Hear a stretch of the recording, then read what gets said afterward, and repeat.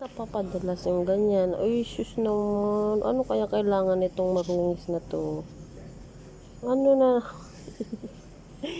May kailangan na naman siguro ito. Bakit?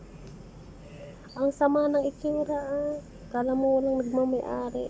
Ay, sus naman talaga naman. Naglalambing talaga siya ba? Ano kailangan? Ha? Ano po kailangan? Diyan ka lang. Nalalamig ba yan? Nalalamig ba yung pangit na yan? Naglalaping naman yung marungis na pusa na yan. Yari ka na naman sa amo mo. Kiskisin na naman yung pagmumukha mo mamaya. Kiskisan na naman kayo ng mukha mamaya, no? Ish. Dungis na